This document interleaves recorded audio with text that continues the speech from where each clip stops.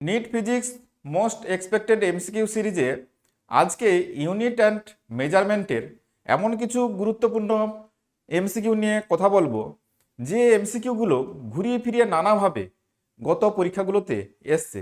এখান থেকে একটি একটি দুটি এমসিকিউ প্রায় প্রত্যেক বছরই থাকে, সেগুলো ইজি, কিন্তু স্টুডেন্টরা তাও অনেক সময় ভুল করে থাকে। তো কি কারণে ভুল করে সেগুলোও আলোচনা করব আমরা এখানে। তাহলে প্রিভিয়াস ইয়ারের সলিউশনও এখান থেকে পেয়ে যাবে এবং শর্টকাট ট্রিক্সগুলোও এই আলোচনাতে দেখতে পাবে। তাহলে এখন সরাসরি আমরা আলোচনাতে চলে আসি। The dimensions of mu zero epsilon zero whole to the power minus half. এরকম কোনো রাশির যখন ডাইমেনশন বের করতে দেবে, তখন অবশ্যই একটা এই রাশিগুলোর সঙ্গে অন্য কোনো রাশির সম্পর্ক খুঁজে বের করলে তাহলে ডাইমেনশন বের করাটা খুব সহজ হবে। না হলে mu zero epsilon zero dimension খুঁজে বের করতে অপেক্ষাকৃত একটু বেশি কষ্ট লাগবে। তাহলে দেখো, আমি একটা নন রিলেশন খুঁজে লিখছি। সি সমান হয় 1/√ওভার মিউ জিরো এপসিলন জিরো। সিটা কি? এখানে শূন্য মাধ্যমে আলোর বেগ, সিটা হচ্ছে বেগ। আর মিউ জিরো এপসিলন জিরো এটা হচ্ছে আমরা তড়িৎ ভেদ্যতা বলে থাকি। একটা হচ্ছে এপসিলন জিরো আর মিউ জিরোটা হচ্ছে চৌম্বক ভেদ্যতা। এই দুটো জিনিস আমরা এগুলো জানি। তো এখানে তাহলে এটাকে আমি এভাবে লিখতে পারি, mu zero epsilon zero whole to the power তাহলে মাইনাস হাফ। এটা তাহলে আমাকে বের করতে হবে এই রাশিটির মাত্রা। তাহলে এই রাশিটির মাত্রা সমান এই সি এর মাত্রা একই হবে। এই রাশিটার মাত্রা আর সি এর মাত্রা একই হবে। তাহলে সি এর মাত্রা কি হবে? সি এর মাত্রা হবে L T to the power minus one. তাহলে এই রাশিটার মাত্রাও হবে L T to the power minus one. তাহলে এভাবে জানা সম্পর্ক থেকে সহজেই বের করা যায়। তোমরা এই ধরনের সলিউশনগুলো করার সময় ভিডিওটিকে প্রথমে প্রশ্ন দেখে পজ করে আগে নিজেরা একটু সলিউশনের চেষ্টা করবে, তারপরে আমার সলিউশনগুলো দেখে নেবে। তাহলে নিজেরা কতগুলো সলিউশন করতে পারছো সহজেই বুঝতে পারবে। Next, in an experiment 4 quantities A, B, C and D are measured with percentage error 1%, 2%, 3% and 4% respectively. Quantity P is calculated as P equal to A cube B square by CD. Percentage error in P is. তাহলে এখানে P তে কত percent error আছে এটা আমাকে বের করতে হবে। এরর ক্যালকুলেশনের যে ফর্মুলা আমরা জানি, আর যার জানা থাকবে না সে ওই বিগিনার্সদের জন্য যে ভিডিও রয়েছে এই চ্যানেলে সেখান থেকে দেখে নেবে ফাউন্ডেশন কোর্সের ভিডিওগুলো। তাহলে এখন দেখো, পি পি এই যে রাশিটা এটা equal to A cube B square by CD এটা। তাহলে এ বি সি ডি তিনটি রাশির উপর পি এই রাশিটি নির্ভরশীল। তাহলে পি মেজারমেন্টে পার্সেন্টেজ এরর বের করতে হবে, এটাই হচ্ছে আমার কাজ। এটা বাংলাতেও দেওয়া আছে, চাইলে তোমরা বাংলার কোশ্চেনটাও দেখতে পারো। তাহলে পি পরিমাপের আনুপাতিক ত্রুটিটা আগে দেখে নিই। ডিপি বাই পি এটা হচ্ছে পি পরিমাপের আনুপাতিক ত্রুটি। এটা সমান আমরা লিখব, কি লিখব? এই থ্রিটা নিচে নামিয়ে দেব। তাহলে এ পরিমাপের আনুপাতিক ত্রুটি DA by A plus B পরিমাপের আনুপাতিক ত্রুটি কিভাবে লিখব? এখানে পাওয়ার নিচে নামবে। আমি এগুলো টেকনিক্যালি সব বলছি কি করে আসছে, তাহলে ওই বিগিনার্সদের জন্য যে ভিডিও দেওয়া রয়েছে সেটা দেখে নেবে। এটা প্লাস এখানে সির পাওয়ার ওয়ান আছে, তাহলে সরাসরি এইভাবে লিখব ডিসি বাই সি। এটা নিচে আছে বলে মাইনাস সাইন, এরকম কোনো ব্যাপার নেই। এখানে এরর সবসময় অ্যাডিটিভ হয়, তাহলে আমি অ্যাড করেই যাচ্ছি। Plus D of D by D এভাবে লিখলাম। তাহলে এটা গেল, এটা সব বেরিয়েছে সব আনুপাতিক ত্রুটি। এটাকে যদি 100 দিয়ে মাল্টিপ্লাই করি সেটা হবে শতকরা ত্রুটি। তাহলে ডিপি বাই পি ইন্টু 100 সমান 3 into DA by A into 100 plus 2 DB by B into 100, এভাবে DC by C into 100 plus D of D by D into 100। এভাবে আমরা শতকরা ত্রুটিতে কনভার্ট করছি।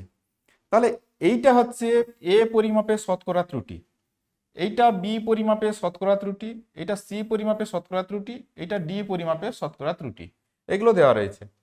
তাহলে আমাকে বের করতে হবে পি পরিমাপের শতকরা ত্রুটি। তাহলে এইগুলোর ভ্যালুগুলো পেয়ে গেলেই হয়ে যাবে।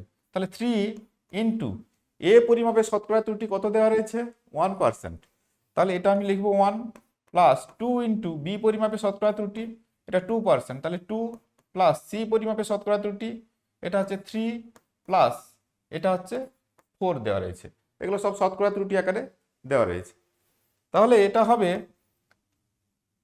4 3 7 10 প্লাস 4, তাহলে 14। তাহলে এটা পার্সেন্টেজ ফর্মে আসবে। এটা যেহেতু আমি শতকরা এইভাবে লিখে রেখেছি, তাহলে ওটাই পার্সেন্টেজ ফর্মে আসবে। এখানে অ্যান্সার হবে 14%। এটা তো আমি টেকনিক্যালি পুরোটাই ক্যালকুলেশন করে দেখালাম। এটাও কোথা থেকে এলো বললাম, ওই ভিডিওগুলো মেন ভিডিও যেগুলো দেওয়া থাকবে সেগুলো থেকে দেখে নেবে। আর না হলে এবারে তোমরা মুখে মুখে এটা কীভাবে করবে, এখানে 3 থাকছে মানে 3 নামবে, তাহলে 3 ইন্টু এটা প্রথম রাশিটার এইটার পার্সেন্টেজ, তাহলে 3 ইন্টু 1 প্লাস 2 ইন্টু 2, আর এটাতে কিছু নেই 1 আছে, তাহলে এখানে 3 হবে আর এটা 4 হবে, তাহলে 3 ইন্টু 1 3 আর 2 ইন্টু 2 4, তাহলে 3 আর 4 হলে 7 হয়, 7 আর 3 10, 10 প্লাস 4 14। এইভাবে আমরা এগুলো যদি প্র্যাকটিস থাকে তাহলে এইটা দেখেই এররটা কত পার্সেন্ট হবে অপশান বলে দিতে পারবো। নেক্সট, অনুরূপ কোশ্চেন, এগুলো দেখো প্রায় প্রত্যেক ইয়ারে রিপিট হয়ে গেছে কোশ্চেনগুলো। এই যে কোশ্চেনগুলো দেখতে পাচ্ছ রিপিট হয়ে আছে এটা, তাহলে এই টাইপের কোশ্চেনগুলো প্রায় পরীক্ষাতে থাকে। তোমরা যদি এগুলো একটু টেকনিক্যালি দেখে নাও তাহলে কিন্তু সহজেই ওখানে সলিউশন করতে পারবে। এখানে দেওয়া আছে কি, the density of a cube is measure by measuring its mass and length of its side. Density of a cube, তাহলে কিউবের ডেনসিটি, আমরা ডেনসিটি যে ফর্মুলা জানি D equal to M by V. তাহলে কিউবের মাস যদি এম হয় আর ভলিউম যদি ভি হয়, তাহলে density D equal to M by V, বা ঘনত্ব সমান ভর বাই আয়তন, এটাই ফর্মুলা হয় জানি। তাহলে ভর বাই আয়তন, একটি ঘনকের আয়তন, ঘনকের একটি বাহুর দৈর্ঘ্য যদি এল হয় তাহলে ঘনকটির আয়তন হয় এল কিউব, এইটা এই হচ্ছে ফর্মুলা। এবারে দেওয়া আছে কি, measuring its mass and length of its sides. If the maximum error in the measurement of mass and length are 3% and 2%, তাহলে মাস মেজারমেন্টে এরর, তাহলে ডিএম বাই এম এটা হচ্ছে ফ্র্যাকশনাল এরর বা আনুপাতিক ত্রুটি, এটাকে 100 দিয়ে যদি গুণ করি সেটা হয় শতকরা ত্রুটি, সেটা কত দেওয়া আছে 3 দেওয়া রয়েছে 3। আর লেংথ মেজারমেন্টে এরর কত দেওয়া রয়েছে, লেংথকে এল দিয়ে লিখছি, তাহলে লেংথ মেজারমেন্টে আনুপাতিক ত্রুটি ডিএল বাই এল এভাবে লিখছি, তাকে 100 দিয়ে মাল্টিপ্লাই করলে শতকরা ত্রুটি হয়, সেটা এখানে দেওয়া রয়েছে 2%, তাহলে 2। এখন বের করতে হবে কোনটা, the maximum error in the measurement of density, তাহলে ঘনত্ব পরিমাপের শতকরা ত্রুটি। তাহলে আমি এখান থেকে লিখি ঘনত্ব পরিমাপের আনুপাতিক ত্রুটি এভাবে সমান ডিএম বাই এম, এম এর পাওয়ার 1 আছে তাই এভাবে লিখছি, প্লাস এটা এল এর পাওয়ার 3 আছে তাহলে এটাকে এভাবে লিখবো এইটা।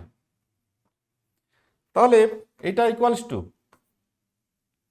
DM by m. আর যদি আমরা শতকরা ত্রুটি চাইছি তাহলে শতকরা ত্রুটি এখান থেকেও আমরা 100 দিয়ে মাল্টিপ্লাই করে নিই, আর একটা লাইন না হয় করে দিচ্ছি, into 100 equal to DM by M into 100 plus 3 DL by L into 100। তো DM by M into 100 equal to 3 দেওয়া রয়েছে ওখানে, plus 3 into DL by L into 100 ওটা 2, তাহলে এটা হচ্ছে 3 প্লাস 6 ইকুয়াল টু 9% হবে, এটা 9% এরর হবে। Option B correct. নেক্সট, এবারে ইনস্ট্রুমেন্ট থেকে একটি কোশ্চেন, এখানে আমরা দেখতে পাচ্ছি ইনস্ট্রুমেন্ট থেকেও কোশ্চেন রিপিট হয়। এখানে নিট 2021-এ দিয়েছে screw gauge gives the following readings when used to measure the diameter of a wire. Main scale reading 0 millimeter, circular scale reading 52 division. তাহলে এখানে সার্কুলার স্কেল ডিভিশন কত আছে 52. Given that 1 millimeter of main scale corresponds to 100 division on the circular scale, the diameter of the wire is. তাহলে এই ধরনের ইনস্ট্রুমেন্টে part নিতে গেলে জানো যে প্রথমে আমাদের লিস্ট কাউন্টটা দেখে নিতে হয়। লঘিষ্ঠ ধ্রুবক বাংলাতে বলি, ইংরেজিতে বলছি least count. Least count equal to 1 main scale division, অর্থাৎ এখানে 1 millimetre divided by total circular scale division 100। এটা হচ্ছে লিস্ট কাউন্ট। আর টোটাল যখন রিডিং নিতে হয়, টোটাল রিডিং, তাহলে রিডিংটা কি হবে বা যেটা পার্ট বলছি, তাহলে মেন স্কেল পার্ট এখানে কত 0, মেন স্কেল পার্ট প্লাস তার সঙ্গে সার্কুলার স্কেল পার্ট এর সঙ্গে মাল্টিপ্লাই করতে হবে লিস্ট কাউন্ট। তাহলে মোট পার্ট বা মূল পার্ট যেটা, সেটা সমান কি হয়, মূল স্কেলে পার্ট প্লাস সার্কুলার স্কেলে পার্ট ইন্টু লিস্ট কাউন্ট বা লঘিষ্ঠ ধ্রুবক। তাহলে এটা 0 প্লাস 52 ইন্টু লিস্ট কাউন্ট, এটা হচ্ছে 1/100 মিলিমিটার, 1/100। তাহলে এটা হবে 0.52 mm। এবারে অপশানগুলো দেওয়া আছে সেন্টিমিটারে, তাহলে এটা 0.52 mm মানে 0.052 cm সেন্টিমিটার। তাহলে এখানে বির অপশানটি correct. The dimension of stress বা পীড়নের মাত্রা, মাত্রা কি হবে? পীড়ন মানে এটা একক ক্ষেত্রফলের উপর বলকে বোঝায়। তাহলে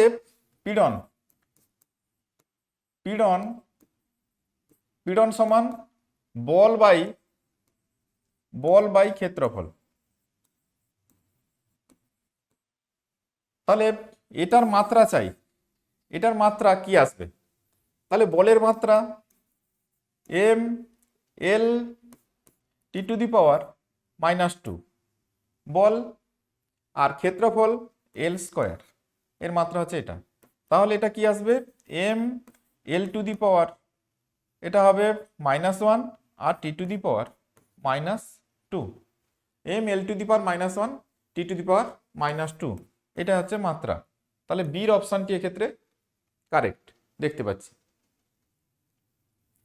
তাহলে সবসময় হয় ডেফিনেশন থেকে আসতে হবে, না হলে কোনো জানা সম্পর্ক খুঁজে বের করতে হবে মাত্রা বের করার সময়। এটা সবসময় মাথায় রাখতে হবে। এটা একটা শর্ট আইডিয়া বলতে পারি, একটা ট্রিক্সও বলতে পারি, যে সবসময় যে কোনো রাশির মাত্রা বের করতে গেলে একটা নোন রিলেশন অথবা মেন ডেফিনেশন থেকে আসতে হবে। এই যে দেখো, এখানেও a physical quantity x is given by x equal to ε0L del v by del t, where ε0 is permittivity of free space, L is a length, del v is the potential difference and del t is time interval. The dimensional formula of x is the same as that of. তাহলে এখানে x এর dimension কি হবে? এটা আপাত দৃষ্টিতে যদি আমরা বের করতে চাই তাহলে ε0 ডাইমেনশন লাগবে, এলটা না হয় পেয়ে যাব, আবার ভি বলতে এখানে পোটেনশিয়াল ডিফারেন্স, তার ডাইমেনশন লাগবে। তাহলে অনেকগুলো রাশির ডাইমেনশন ওখানে বসিয়ে দিলে এক্স এর ডাইমেনশন আসবে, এ নিয়ে কোনো সন্দেহ নেই। তবে তাহলে ε0 ডাইমেনশন আমাদের বের করতে হবে, আর না হলে মুখস্থ রাখতে হবে, ওটাও তো খুব কঠিন কাজ। তো এক্ষেত্রেও আমরা সেই লজিক লাগাবো যে নন রিলেশন থেকে আসবো। দেখো আমি এখানে কি আছে, x ইকুয়াল টু ε0L, আচ্ছা এটা ডেল ভি যার ডাইমেনশন হবে ভি ডাইমেনশন সেম হবে, আর নিচে টি। আমি এইভাবে বিষয়টাকে লিখছি আমার বোঝার সুবিধার্থে এবং বোঝানোর সুবিধার জন্য। তাহলে এটা হচ্ছে পোটেনশিয়াল ডিফারেন্স, এটা হচ্ছে টিটা হচ্ছে এখানে কি দেওয়া রয়েছে টাইম ইন্টারভ্যাল, টিটা হচ্ছে টাইম। আমি ডেল ফর্মে না লিখে সরাসরি ওইগুলো লিখছি। এখন এই ভি ε0 এগুলোর সঙ্গে কিছু সম্পর্ক আছে। আমরা জানি একটা পয়েন্ট চার্জের জন্য r দূরত্বে পোটেনশিয়াল কত হয়, v ইকুয়াল টু 1/4πε0 q/r। তাহলে এল দূরত্বে পোটেনশিয়াল কত হবে, তাহলে এল দূরত্ব হলে এইভাবে এল লিখতে পারি। তাহলে দেখো ভি এপসিলন 0 এল সমান কি আসছে, q/4π। তাহলে দেখো ভি এপসিলন 0 আর এল, এখানে উপরে এই তিনটি রাশি দেখতে পাচ্ছি। তাহলে এটার ডাইমেনশন আর এখানে কিউর ডাইমেনশন ম্যাচ করে যাবে, কারণ 4π এর কোনো ডাইমেনশন নেই। 4π একটা ধ্রুবক সংখ্যা, ওর কোনো ডাইমেনশন নেই। তাহলে ভি এপসিলন 0 এল এর যা ডাইমেনশন, কিউর ডাইমেনশন সেম হবে।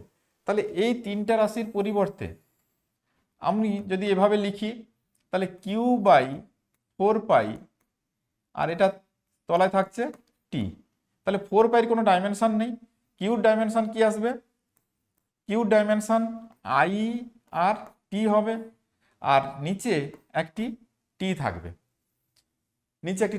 তাহলে টি টি চলে যাচ্ছে, কেবল পড়ে থাকছে আই, অর্থাৎ প্রবাহ মাত্রা। তাহলে এটা প্রবাহ মাত্রা ডাইমেনশনের সঙ্গে ম্যাচ করবে। তাহলে এটি the dimension formula of x is the same as that of এই যে কারেন্ট, অর্থাৎ বা তড়িৎ প্রবাহ মাত্রা, এটার সঙ্গে সেম হবে। এইভাবে সেই নন রিলেশন থেকে আমরা চলে আসছি, তাহলে কিন্তু ক্যালকুলেশনটা সুবিধা হবে। আর না হলে এপসিলন 0 ডাইমেনশন বের করা যায়, কিন্তু আমি সেই জটিল পদ্ধতিতে নিয়ে যাচ্ছি না। নেক্সট, এখানে আর একটা টাইপের এমসিকিউ দেখতে পাচ্ছ, taking into account of the significant figures what is the value of এটা মাইনাস এটা।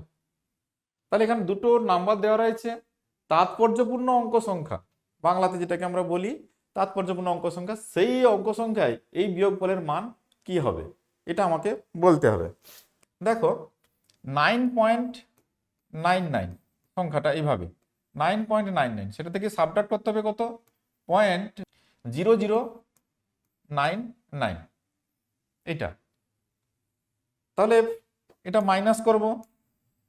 তাহলে এটা করতে গেলে আমাকে কি করতে হয়, এখানে এক্সট্রা দুটো জিরো লাগিয়ে দিচ্ছি, লাগিয়ে দিয়ে এবারে সাবট্রাক্ট করতে হয়। তাহলে এই যেগুলো ক্যারি ফরওয়ার্ড যেগুলো আমরা করি সেভাবেই করছি। তাহলে এটা 1 আসবে, এটা তাহলে 0 হবে, এটা থাকছে তাহলে 8, এটা যেমন আছে এটা 0.9, তাহলে এটা হচ্ছে 9.9801 এইভাবে। কিন্তু তাৎপর্যপূর্ণ অঙ্ক সংখ্যায় যখন বিয়োগ বের করতে হবে তখন নিয়ম আছে, তোমরা থিওরি ক্লাসে দেখে নেবে ওই ফাউন্ডেশন সিরিজে। সেখানে দেখবে যে আমরা যেখানে যে দুটো সংখ্যা মধ্যে বিয়োগটা করছি, সেই দুটো সংখ্যার মধ্যে পয়েন্টের পরে উপরের যে সংখ্যাটা তার দুটো ডিজিট দেখতে পাচ্ছি, আর নিচের সংখ্যাটায় 4টা ডিজিট দেখতে পাচ্ছি। উপরের সংখ্যাটায় 0.99 দুটো ডিজিট, 2 ডিজিট নাম্বার এখানে পয়েন্টের পরে, আর এটা হচ্ছে 4 ডিজিট আছে। তাহলে যে অ্যান্সারটা হবে তাতে লিস্ট ডিজিট নাম্বারগুলো নিতে হবে, অর্থাৎ এখানে দুটো ডিজিট ছিল দুটি, তাহলে এখানে উত্তরেও দুটি ডিজিটকে নিতে হবে, এখানে 4টা হবে না। যদি এখানে 3টা থাকতো তাহলে 3টা নিতে হতো, সব থেকে কমটা নিতে হবে। তাহলে এখানে অ্যান্সার হবে 9.98, পয়েন্টের পর এখানে 2 ডিজিট এখানে কাউন্ট করতে হবে, তাহলে অ্যান্সার হবে 9.98। তাৎপর্যপূর্ণ অঙ্ক সংখ্যায় বিয়োগফল হবে 9.98। ভার্নিয়ার স্কেল থেকে পরের কোশ্চেনটি দেওয়া রয়েছে। ভার্নিয়ার স্কেল থেকেও কোশ্চেন থাকে প্রায়, এখানে নেট 19 এবং 2003-এ এই কোশ্চেন রিপিট হয়েছে, তো এই টাইপের কোশ্চেনও থাকে। তাহলে দেখো, main scale of vernier callipers has n division per centimetre. তাহলে যে ভার্নিয়ার ক্যালিপার্সটা আমরা দেখতে পাচ্ছি তার 1 সেন্টিমিটারের মধ্যে nটা ভাগ আছে, তাহলে n division equal to 1 centimetre. তাহলে 1 division equal to 1/n centimetre, অর্থাৎ মূল স্কেলের একটি ঘরের মান হচ্ছে 1/n সেন্টিমিটার। এটা বুঝলাম। n division of vernier scale coincide with n-1 division of main scale. তাহলে ভার্নিয়ার স্কেলের n ডিভিশন, n ভার্নিয়ার ঘর বা n ভার্নিয়ার স্কেলের n ঘর, n ভার্নিয়ার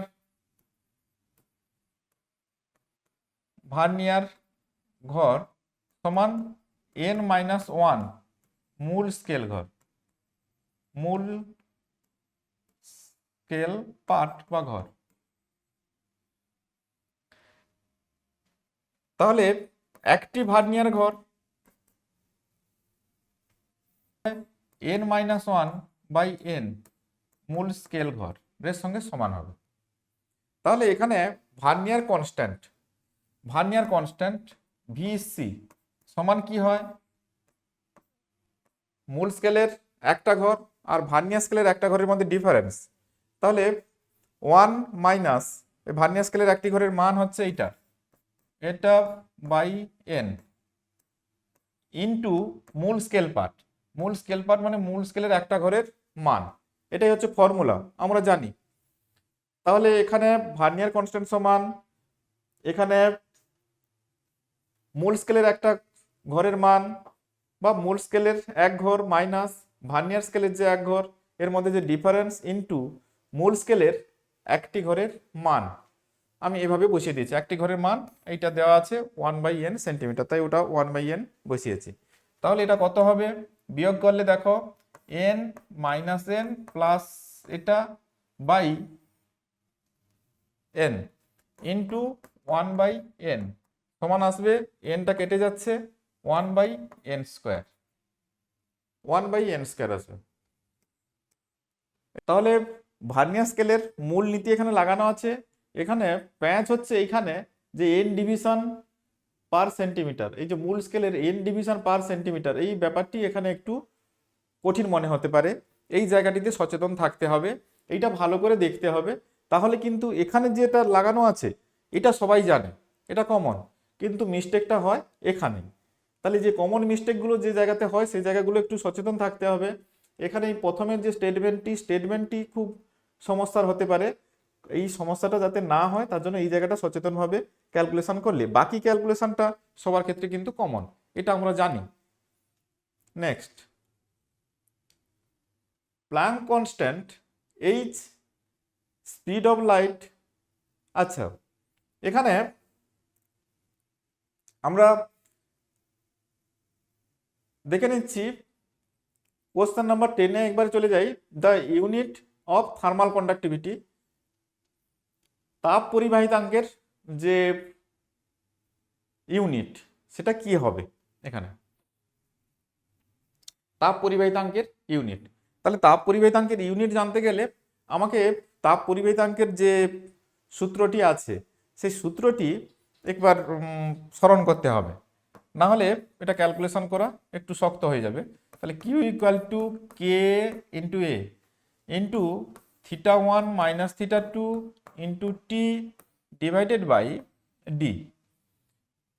পরিবাহিত তাপ সঞ্চালনের যে মেন সূত্রটি, কোনো পদার্থের দুই প্রান্তের উষ্ণতার পার্থক্য একটা থাকলে টি সময়ে এই ক্ষেত্রফলের ওই পরিবাহীর মধ্য দিয়ে তার যদি বেধ ডি হয় তাহলে কত তাপ সঞ্চালিত হবে, এই সূত্র দিয়ে আমরা নির্ণয় করি। তো এখানে কে এর ইউনিট অফ থার্মাল কন্ডাক্টিভিটি, তাহলে কে এর ইউনিট সমান তাহলে কি হবে, Q into D divided by A into θ1 minus θ2 into T. এটা কিউ সমান তাহলে হবে ml square T to the power -2।